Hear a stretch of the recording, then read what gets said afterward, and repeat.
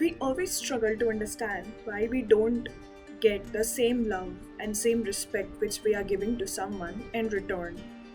And when it comes to monks, we always think that they don't have to do anything with this. They are just hermits living in isolation.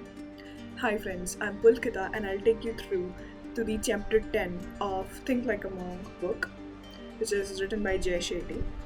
He was also struggling with the same dilemma while he was living in the ashram in first year.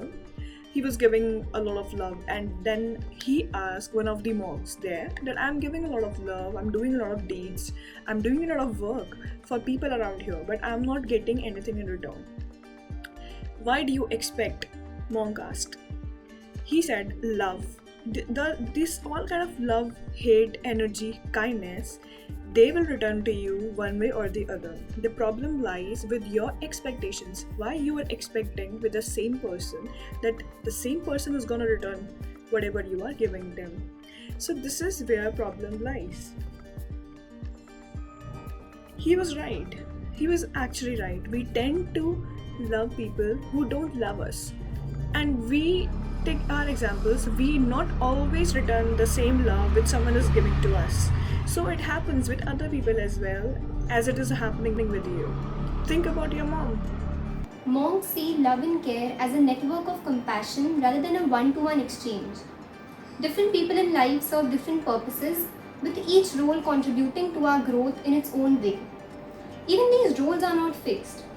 The person who is your teacher one day might be your student the next. Relationships and trusts, they go hand in hand. So when there is a relationship, there is a trust. When there is a trust, there is a relationship. And there are four types of trust, which is also suggested by Jay Shetty, with which we can actually identify why we are attracted to some person at all. Because it has to be a reason. It cannot always be that you love that person, that's why you are attracted to that person. No, it has always some reasons that why you are attracted to some person. So there's a four type of bifurcations. There is a competence, there is a care, there is a character, and the last one is our consistency. When our relationship is because of competence, that means when someone is competent, it allows us to trust their opinions and recommendations because we think they are competent. Care, when someone is putting out emotions into someone's hand, we need to know that they care for the best of your interest. Character, we like to talk to those people who are with the strong character and they have strong beliefs, and also they compass those values, and we feel talking to them when we need some wisdom or guidance. Last one is consistency. There are some people who are always there for you no matter what, in your heights as well as in your lows, and because they are consistent and honest with you, that's why you want to be with them, and that's why you want to make a relationship in the first place. So what you're supposed to do, just identify. Now when you are with the person you feel like attracted, see in which categories it is falling. Don't try to think that it's all of them. No, it cannot be. Just think about among these categories, in which categories that person is falling. As far as building a relationship is concerned, there is another factor which impacts us a lot, which is we expect a person to have all package of all these qualities: care, competency, that should be cheerful, and whatever we want. So we tend to assume that whatever we are expecting or imagining, that yeah, this should be the person and that person should be that, but it doesn't happen that way, and there where our expectations are, they turn into failures and then we become sad. But instead of let's take an example. Think about your mom. For example, yeah, we don't expect anything from our mom, but if we are only reliable, if she is only the one resource on which we are supposed to rely on, we will get all the care, love, and honesty with our moms. But think about it, in a lot of cases we want to have some career advice or guidance, and some anything for that matter. Can you ask these with your moms? No, but it doesn't mean that she doesn't love you, and it doesn't mean there is not any relationship. So what is the conclusion here author is trying to give is, instead of thinking, imagining that a person should have this and this and this.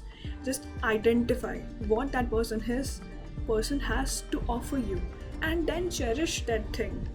For example, your mom, she has a lot of love, a lot of care to give it to you. So just cherish that aspect of life.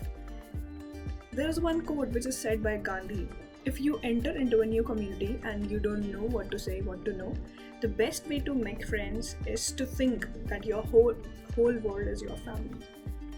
Now, it is very important to understand whom to trust, when to trust. So, too much of trusting someone and not trusting someone at all. The both extremes are not very good for us. And presenting best version of yourself in front of someone else, and then later on getting exposed, is also, it turns into a mistrust, betrayal. Jay Shetty is also talks about presenting yourself in front of people.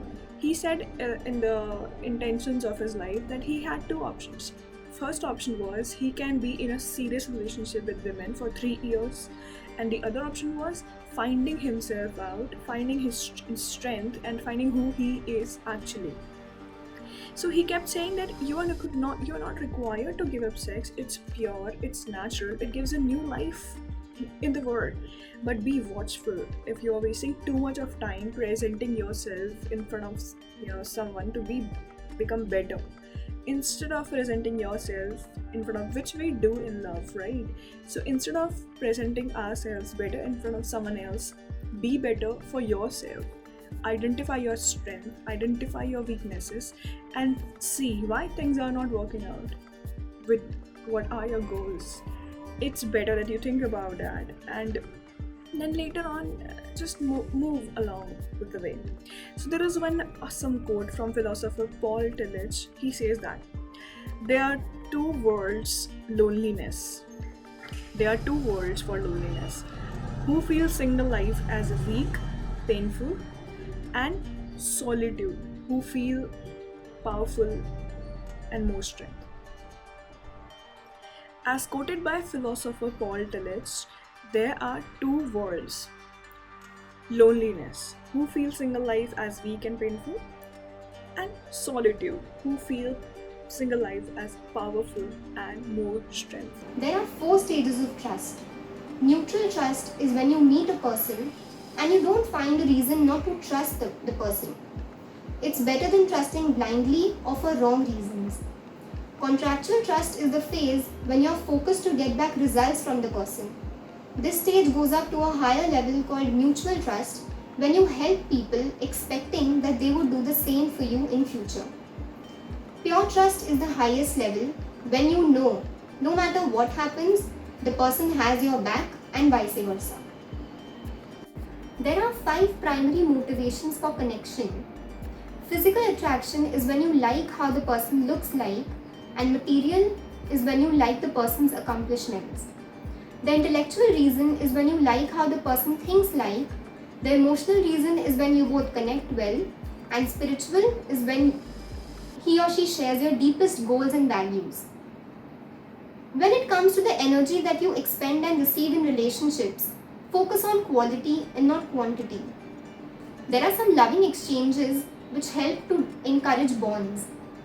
Giving gifts and receiving whatever is offered in return is one such gesture. Listening is another very precious gift that we can offer, and conversations help bonds grow.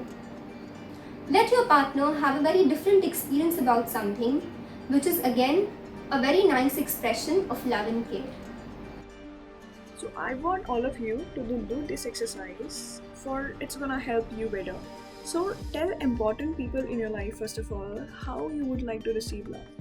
Just expecting and thinking that they will think in their minds about our imaginations is futile, because it's gonna always turn into failure and it will make us sad. So ask people. It helps you rather than leaving them to predict it themselves at what you want.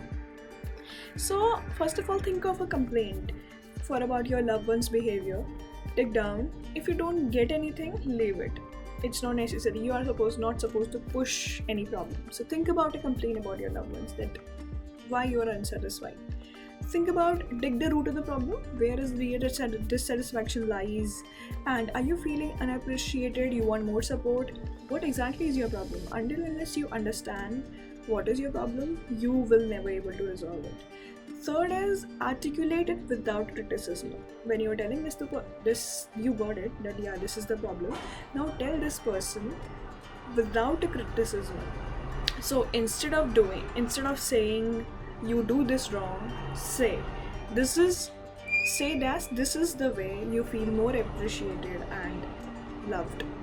So in this way you will give, a companion, a path to follow, and it's easier for them to fulfill you. And when it comes to living when you are already in a relationship and you want to continue knowing that how you're supposed to do something, so there are 5 steps ways for the current relationship as well. First of all, find new in old. Try to find out how you can do things in a better way, new way, because old is always boring. You also know that. So try to find out something new, and find new ways to spend time together. You always maybe hang out at some place. You always maybe eat together. Just find out new ways. You will get new aspects of the person, and you will show new aspects of yourself to the other person. Solve together. Just it is amazing. If you solve someone together, it's gonna give you a lot of happiness. Meditate and chant together. That is important. And finally, envision together what you both want from your relationship. If both of you are clear about this is what we want for a relationship, then there is no problem, and talk about it instead of you fretting and thinking and what is happening, why it is happening. Talking is the easiest way to make things settle. And the author talks about overcoming heartbreaks as well.